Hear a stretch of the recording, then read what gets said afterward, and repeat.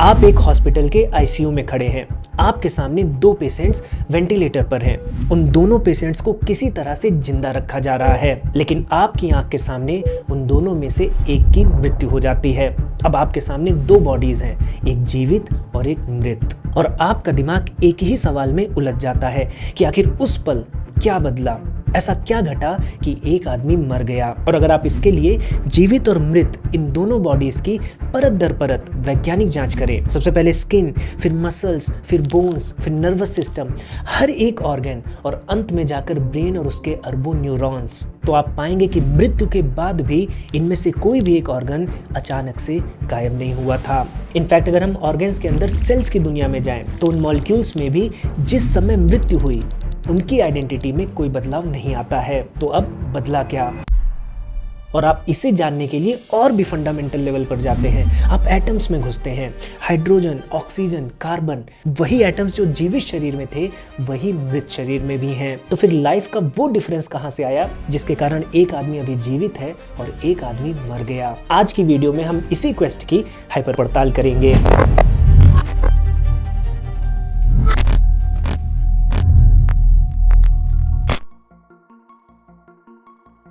अब हम जब एटॉमिक लेवल पर पहुंच गए हैं तो let me reveal one interesting fact. और फैक्ट ये है कि मैं, आप या कोई भी वैज्ञानिक एक एक एटम को मॉनिटर नहीं कर सकता है। फॉर एग्जांपल, मान लीजिए कि आपने एक पानी की बूंद को गिरते हुए देखा। अब ये एक आपको साधारण सा इवेंट लग रहा है कि ग्रेविटी में एक बूंद नीचे गिर रही है, लेकिन अगर उसी बूंद पर आप जूम करें तो आपको उसके अंदर ट्रिलियंस ऑफ मॉलिक्यूल्स अलग अलग डायरेक्शन में मोशन करते हुए दिखेंगे। और फॉर ऑल प्रैक्टिकल पर्पसेस मैं और आप नहीं बता सकते कि कौन सा मॉलिक्यूल अगले क्षण किस दिशा में गति करेगा। लेकिन इसमें अमेजिंग बात यह है कि हम फिजिक्स को यूज करके भले हम उन इंडिविजुअल मॉलिक्यूल्स की डायरेक्शन को ना बता पाएं, लेकिन जो ओवरऑल स्ट्रक्चर है वाटर ड्रॉपलेट का, उसके बारे में बहुत ढेर सारी चीज़ें सटीकता से बता सकते हैं। जैसे वाटर ड्रॉपलेट का टेम्परेचर क्या है, सरफेस टेंशन क्या है, या फिर जिस ट्रैजेक्टरी में वो गिर रही है उसकी हम प्रोफाइलिंग कर सकते हैं। इससे हमें ये पता चलता है कि नेचर हर समय एक बेहतरीन जादूगरी कर रही है। वो जादूगरी ऐसी है कि आपके सामने एक पतला सा पारदर्शी पर्दा है। पर्दे के पीछे क्या चल रहा है आपको कुछ स्पष्ट नहीं दिखता, लेकिन पर्दे के इधर आपको एक ऑर्डरली दुनिया दिखती है। और इसी बात ने महान फिजिसिस्ट एर्विन श्रोडिंगर को बहुत फैसिनेट किया। उन्होंने अपनी किताब व्हाट इज लाइफ में इसके बारे में लिखा कि भले ही जो इंडिविजुअल मॉलिक्यूल्स हैं वो हमें रैंडमली मोशन करते हुए दिखते हैं, लेकिन जैसे उनकी संख्या बढ़ाई जाती है, जब वो लार्ज नंबर्स में आ जाते हैं तो हमें उसमें ही एक प्रेडिक्टेबल पैटर्न देखने को मिलता है। लेकिन ऐसा क्यों होता है?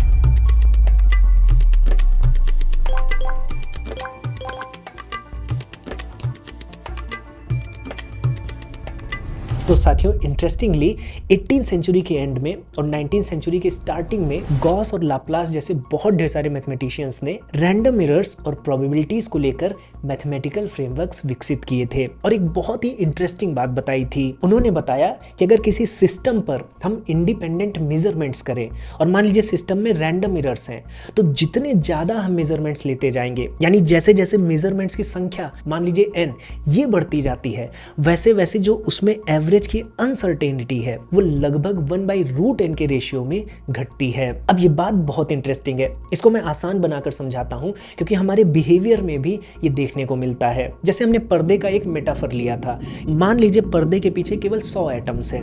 अब ये जो 100 एटम्स है, हर एटम रैंडम मोशन कर रहा है, तो यहां पर देखिए n की वैल्यू 100 है, तो अगर हम 1/√n निकालेंगे तो 1/10 यानी 0.1 आएगा। लेकिन जैसे जैसे आप n की संख्या बढ़ाएंगे, मान लीजिए आप पर्दे के पीछे 10 लाख एटम्स हैं, तब क्या होगा? तब 1/√n की वैल्यू 1/1000 आएगी, यानी 0.001। यानी अब जो अनसर्टेनिटी है सिस्टम के एवरेज बिहेवियर में वो घट गई, यानी अब हमें कुछ पैटर्न बनता हुआ दिखने लगता है। यानी जितनी बड़ी पॉपुलेशन है उतना ही आसान हो जाता है उसके बिहेवियर को प्रेडिक्ट करना। और ये जो स्टैटिस्टिकल आइडिया है ये केवल फिजिक्स में ही अप्लाई नहीं होता, ये हम अपनी सोसाइटी में भी देख सकते हैं। इनफैक्ट इंश्योरेंस कंपनीज भी इसी स्टैटिस्टिकल आइडिया का उपयोग करती हैं। उनको नहीं पता है कि अगले साल आपको 20 लाख की जरूरत पड़ेगी, लेकिन उनके पास लाखों लोगों का डेटा है क्योंकि लाखों लोगों ने उनसे इंश्योरेंस लिया है। उस डेटा से एवरी ईयर हर एक पर्सन पर कितना एवरेज क्लेम बन सकता है उसका वो अनुमान बेटर लगा पाते हैं, क्योंकि उनके पास सैंपल साइज बड़ा है और इसी से वो अपने फंड्स की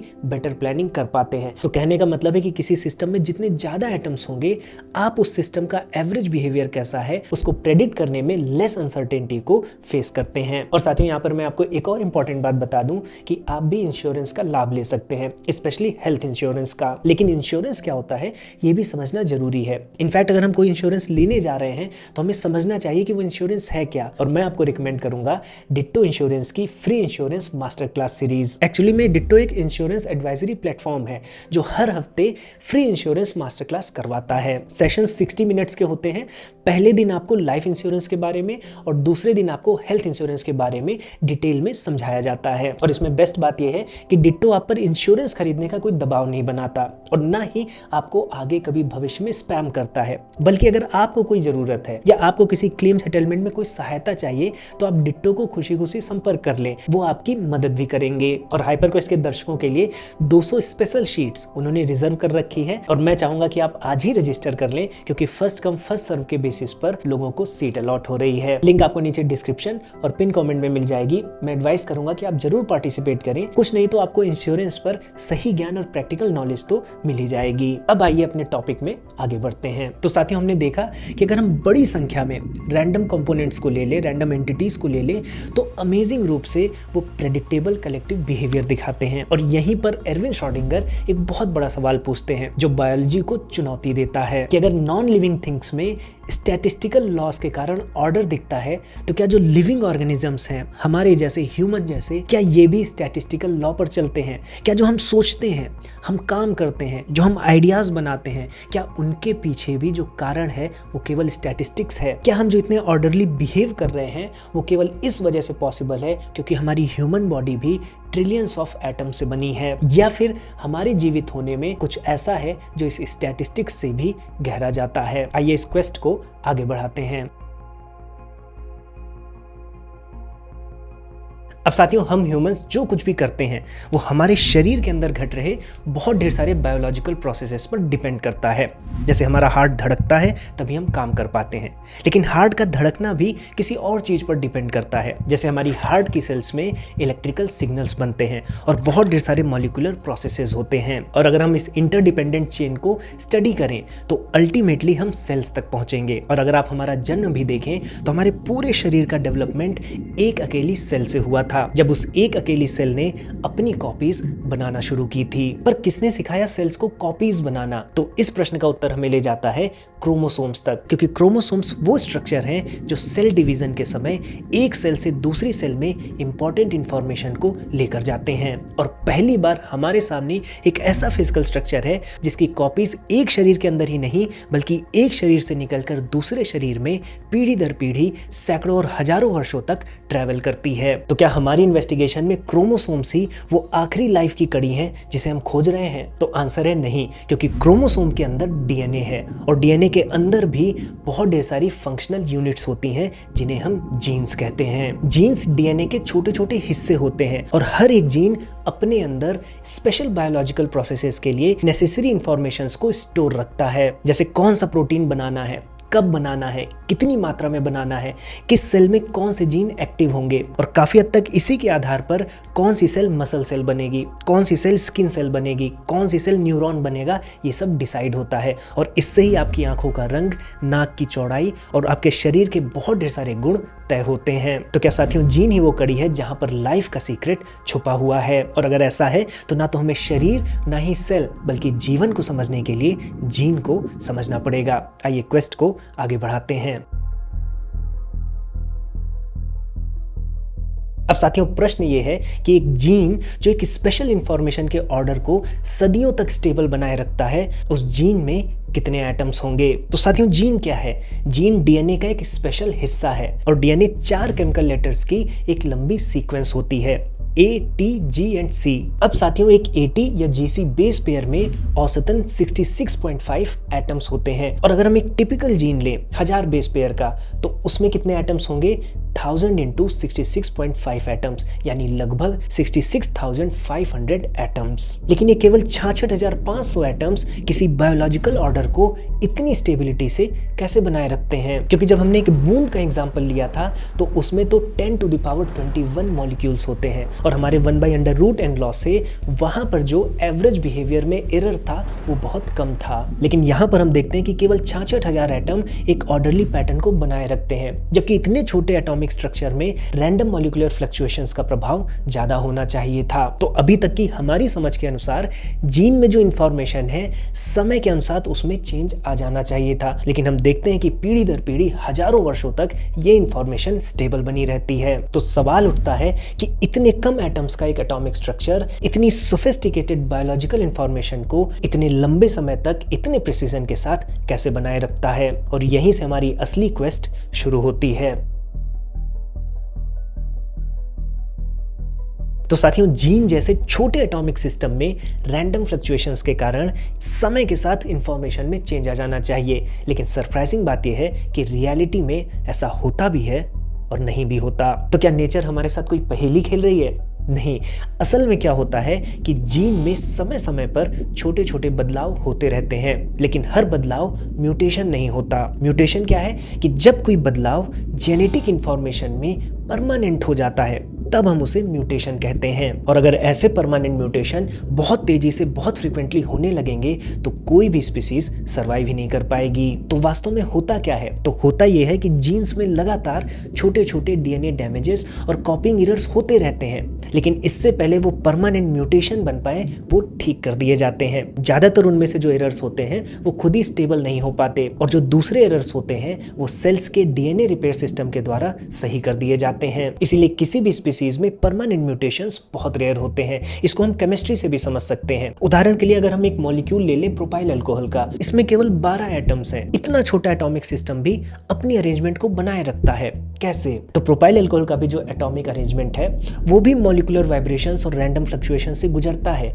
लेकिन ये जो छोटे छोटे फ्लक्चुएशंस होते हैं ये इतने पावरफुल नहीं हो पाते कि उसमें कुछ परमानेंट चेंज कर पाए। इस चेंज को पाने के लिए एक सर्टेन एनर्जी लेवल को, एक सर्टेन एनर्जी बैरियर को पार करना पड़ता है। और यहाँ पर सबसे खूबसूरत बात यह है कि ये एनर्जी बैरियर जितना छोटा होता है चेंज उतना जल्दी हो सकता है, लेकिन ये एनर्जी बैरियर अगर थोड़ा सा भी बड़ा हो जाए तो समय बहुत ज्यादा बड़ा हो जाता है, कभी कभी हजारों वर्षों में चला जाता है। तो ज्यादातर छोटे फ्लक्चुएशंस कभी बैरियर पार ही नहीं कर पाते। इसीलिए जीन में चेंजेस तो होते रहते हैं, लेकिन वो परमानेंट म्यूटेशन बहुत रेयरली बन पाते हैं। लेकिन यहाँ पर हमें एक बहुत गहरी इंसाइट मिलती है। गहरी इंसाइट ये है कि प्रोपाइल अल्कोहल जैसा एक नॉन लिविंग मैटर अपने अंदर जो चेंज आ रहा है उसको खुद से पहचान के रिपेयर नहीं कर सकता। उसके पास कोई रिपेयर मैकेनिज्म है ही नहीं। लेकिन वहीं पर एक सेल अपने डीएनए और जीन में अगर कोई चेंज आता है तो उसको रिपेयर कर सकती है। यही लिविंग एटॉमिक अरेंजमेंट और नॉन लिविंग एटॉमिक अरेंजमेंट में बड़ा अंतर है। अब हमारी क्वेस्ट अपनी पीक पर पहुंच चुकी है। तो साथियों, हमने ये समझ लिया है कि अगर कोई लिविंग एटॉमिक अरेंजमेंट है वो अपने अंदर होने वाले फ्लक्चुएशंस को समझ सकता है, उसको रिपेयर कर सकता है और इसी कारण से अपने ऑर्डर को लंबे समय तक बनाए रखता है। लेकिन ये सुनने में जितना ब्यूटीफुल है, कहीं ना कहीं ये फिजिक्स के लॉस के विरुद्ध दिखता है, क्योंकि फिजिक्स का एक यूनिवर्सल लॉ कहता है कि कोई भी आइसोलेटेड सिस्टम समय के साथ डिसऑर्डर की तरफ बढ़ता है, ऑर्डर की तरफ नहीं। जैसे आप किसी कमरे को कितना भी व्यवस्थित कर लें वो समय के साथ बिखर ही जाता है और वो अपने आप वापस उस ऑर्डर को नहीं पा सकता। फिजिक्स इस प्रवृत्ति को, डिसऑर्डर की तरफ बढ़ने की टेंडेंसी को एंट्रोपी कहती है। तो from physics point of view एक लिविंग सेल अपने अंदर ऑर्डर को कैसे बना ले रही है? तो आप में से बहुत से लोगों का ये उत्तर होगा कि लिविंग सेल कोई आइसोलेटेड सिस्टम नहीं है, बल्कि वो तो ओपन सिस्टम है, यानी वो बाहर से मैटर और एनर्जी को लेती है जिससे अपने ऑर्डर को सस्टेन कर पाए। लेकिन यहाँ पर मैं कहूंगा कि एक जलती हुई मोमबत्ती भी ओपन सिस्टम है। वो बाहर से ऑक्सीजन लेती है, एनर्जी रिलीज करती है, लेकिन क्या वो अपने स्ट्रक्चर को बनाए रख पाती है? नहीं। और यहीं पर एरविन श्रोडिंगर ने बायोफिजिक्स में एक बहुत ही अद्भुत विचार प्रस्तुत किया जिसे आज निगेटिव एंट्रोपी कहते हैं या फिर नेगेंट्रोपी। उनका कहना था कि जो लिविंग ऑर्गेनिजम्स होते हैं ये बाहर से केवल एनर्जी मैटर नहीं लेती, बल्कि बाहर से ऑर्डर्ड मैटर ही उठा लेते हैं अपने अंदर के ऑर्डर को बनाए रखने के लिए। जैसे एक पौधा होता है, वो सन की एनर्जी को यूज करके कार्बन डाइऑक्साइड, वाटर और मिनरल्स को एक ऑर्डरली सिस्टम में बदल देता है, और फिर उस पौधे को खाने वाले जीव जंतु उस ऑर्डर्ड मैटर को अपने शरीर में लेकर अपने ऑर्डर को बनाए रखते हैं, और बदले में इन्वायरमेंट को क्या देते हैं?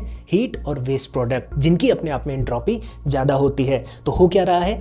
अपने ऑर्डर को बनाए रखने के लिए जीव जंतु इन्वायरमेंट से ऑर्डर उठाते हैं और फिर अपने इन्वायरमेंट को डिसऑर्डर दे देते हैं। और अगर आप इस पूरी प्रक्रिया को देखें तो यूनिवर्स की एंट्रोपी बढ़ती ही है, जो फिजिक्स के नियमों के अनुसार है। यानी लाइफ फिजिक्स के नियमों को तोड़ती नहीं है, बल्कि फिजिक्स के नियमों का उपयोग बहुत ही अद्भुत तरीके से करती है। तो जीवित रहना केवल सांस लेना नहीं है, बल्कि अपने सिस्टम में आई हुई गलतियों का सुधार करते हुए अपने अंदर के ऑर्डर को बनाए रखना है। और जब कोई लिविंग सिस्टम इस ऑर्डर को बनाए रखने की कैपेसिटी को खो देता है तो मृत्यु हो जाती है, यानी वो व्यवस्था टूटने लगती है और शरीर डिसइंटीग्रेट हो जाता है। लेकिन क्या इससे लाइफ की मिस्ट्री सॉल्व हो जाती है? तो डेफिनेटली नहीं।